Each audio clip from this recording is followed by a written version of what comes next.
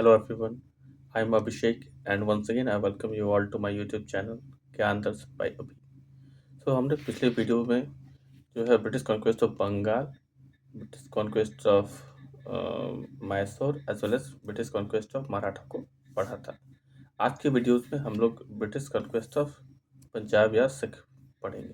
ठीक है, तो जो सिख रिलीजन है हमारा, उसका जो स्थापना है वह गुरु नानक देव जी के द्वारा किया गया था। ठीक है, गुरु नानक देव जी थे जिनका जन्म जो है आपका 15 अप्रैल 1469 में हुआ था। ठीक है, कहाँ हुआ था? नानका साहिब, जो कि अब पाकिस्तान में है। ठीक है, वो क्या थे? मुगल जो शासक हुमायूं थे उनके समकालीन थे। ठीक है, उनका जो देहांत है वह करतारपुर साहिब पाकिस्तान में 22 सितंबर 1540 में हुआ था। ठीक है, इनके द्वारा क्या है कि लंगर जो व्यवस्था है यानी मुफ्त भोजन की जो व्यवस्था है, उसकी स्थापना जो है वो गुरु नानक देव जी के द्वारा ही किया गया था। ठीक है, इसके अलावा जो अगले गुरु आते हैं उनका नाम है गुरु अंगद। ठीक है, इन्हें लहरा सिंह के नाम से भी जाना जाता था। ठीक है, तो यहाँ पे क्या होता है कि इन्होंने क्या किया था? गुरुमुखी स्क्रिप्ट को स्टार्ट किया था।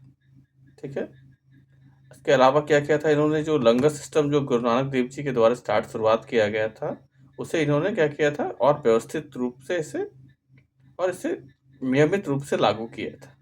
ठीक है, इनके बाद जो तीसरे गुरु आते हैं उनका नाम है गुरु अमरदास, जिन्होंने अकबर से मुलाकात किया था और उनसे डोनेशन भी लिया था, और उस डोनेशन से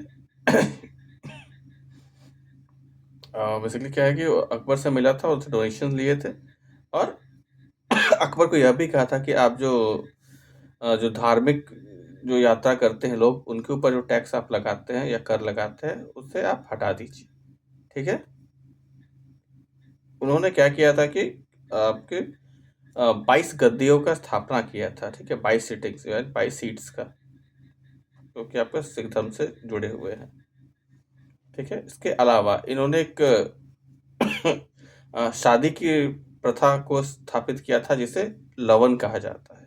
ठीक है, इसके इनके बाद जो अगले सिख धर्मगुरु आते हैं उनका यानी चौथे जो धर्मगुरु है उनका नाम रहता है रामदास। ठीक है, उन्होंने क्या किया था कि वो भी अकबर से मिले थे और अकबर से दान में 500 बीघा जमीन लिया था, और उस जमीन पर ही अमृतसर अमृतसर शहर जो है उसकी स्थापना की थी। ठीक है, उसके बाद जो के बाद जो पांचवें गुरु आते हैं उनका नाम है गुरु अर्जन देव। ठीक है, इनकी जो हत्या है वो औरंगजेब के द्वारा करवा दी गई थी। ठीक है, इन्होंने क्या किया था? हरमिंदर साहिब का स्थापना कराया था अमृतसर में, और साथ में क्या किया था? जो गुरु का जो पद है उसे वंशानुगत कर दिया था, हेरिडेटरी कर दिया था। ठीक है, अगली इनके बाद जो अगले धर्मगुरु आते हैं उनका नाम रहता है गुरु हरगोविंद। ठीक है, जिनका जो रूलिंग पीरियड था वो 1606 से लेके 1645 तक रहता है। इन्होंने क्या किया था? जो अमृतसर है उसकी किलाबंदी की थी। इसके अलावा जो अकाल तख्त है उसका जो निर्माण है वो गुरु हरगोविंद सिंह जी के द्वारा ही किया गया था। इनके बाद जो सातवें गुरु आते हैं उनका नाम है गुरु हरि राय। इन्होंने जो है दारा सिखों को कहने के आश्रय जो प्रदान किया था जब उनका युद्ध औरंगजेब से हो रहा था। ठीक है, और इसी वजह से इनकी हत्या जो है औरंगजेब के द्वारा करवा दी जाती है। ठीक है, उसके बाद अगले गुरु आते हैं गुरु हरकिशन। इन्होंने भी औरंगजेब से मुलाकात की थी। ठीक है, और इनका इनके द्वारा कुछ महत्वपूर्ण वैसा कुछ खास योगदान नहीं किया गया था। ठीक है, इसके बाद जो अगले जो गुरु आते हैं उनका नाम है तेग बहादुर, जिनकी हत्या भी जो है औरंगजेब के द्वारा करवा दी गई थी। और इनके बाद जो 10वें सिख गुरु है और या 10वें और आखिरी सिख गुरु है उनका नाम है गुरु गोविंद सिंह जी। ठीक है, गुरु गोविंद सिंह जी जो है उनका जन्म जो है बिहार के पटना में 1666 ईस्वी में हुआ था। ठीक है, इन्होंने जो सिख में जो 5 के या जो आपका 5 के जो है आपका कच्चा कड़ा कृपान केस जो है इनका ये जो सिद्धांत है वो इनके द्वारा दिया गया था। ठीक है, 5 करार जिसे कहा जाता है। इनके जो बेटे हैं उन्हें जो है मुगल्स के द्वारा मरवा दिया गया था। ठीक है, इन्होंने जो है खालसा पंथ की स्थापना की थी।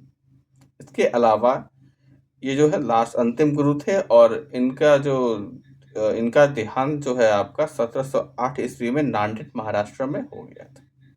ठीक है, तो ये हमने सिख धर्म गुरुओं के बारे में जाना।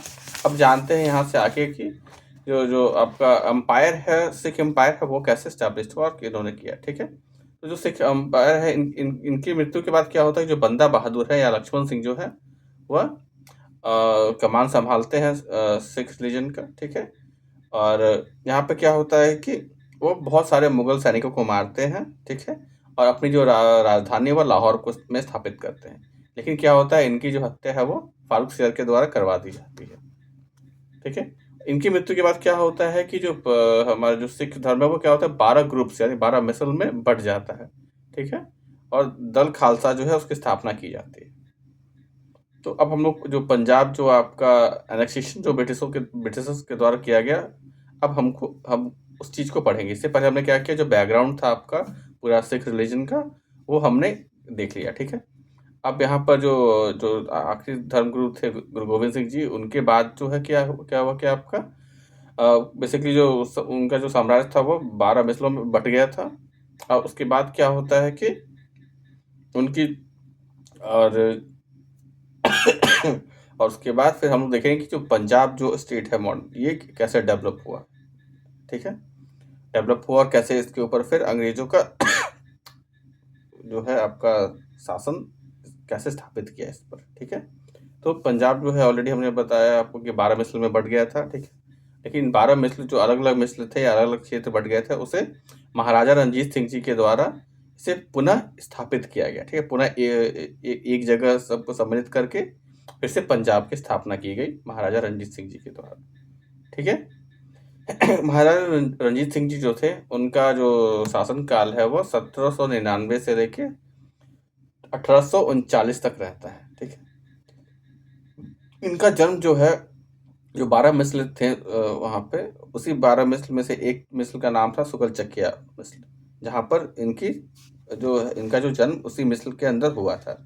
ठीक है, के बाद क्या होता है कि जो महाराजा रणजीत सिंह होते हैं, इन्होंने क्या किया था, ट्रीटी ऑफ अमृतसर यानी अमृतसर की संधि जो है अंग्रेजों के द्वारा साइन की थी। और इस संधि में यह था, संधि का जो नियम यह था कि जो अंग्रेज है वो सतलज नदी पार करके उधर उस ओर नहीं जाएंगे, और जो पंजाब जो बेसिकली जो सिख एम्पायर है यहाँ पे पंजाब का, वह सतलज नदी पार करके ब्रिटिशर्स के एरिया में वो नहीं आएंगे। ठीक है,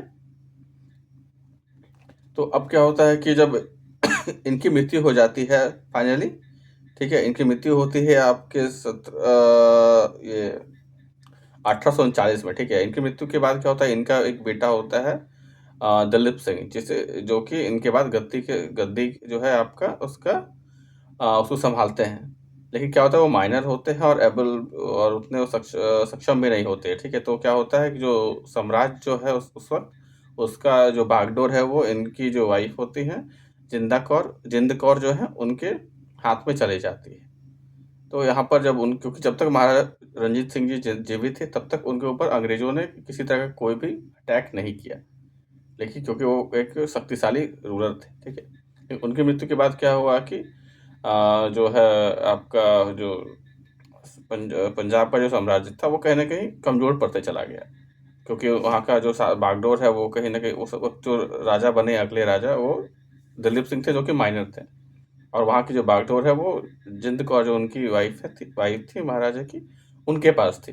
तो अंग्रेजों ने इस मौके का फ़ायदा उठाया और सिख जो है उन पर अटैक कर दिया। तो यहाँ पर 2 बार यहाँ पे अटैक होता है। एक फर्स्ट एंग्लो सिख वार होता है जो कि 1844 से लेकर 1846 तक चलता है, और दूसरा एंग्लो सिख वार होता है जो कि 1848 से 1849 में होता है। ठीक है, 1849 वाला जो युद्ध होता है सेकंड एंग्लो सिख वार, उसे चलिया वाला जो आपका वॉर है वो भी इसे कहा जाता है। इस युद्ध में डलहौजी के द्वारा युद्ध जो है वो लड़ा जाता है और पंजाब को अंततः यहाँ पर अनेक्स कर लिया जाता है। ठीक है, तो यहाँ पर हमारा जो एनेक्सेशन ऑफ पंजाब है वह कंप्लीट होता है। नेक्स्ट वीडियो में हम लोग मिलेंगे बेसिकली रेगुलेटिंग एक्ट ऑफ 1773। ठीक है, तो टिल देन थैंक यू।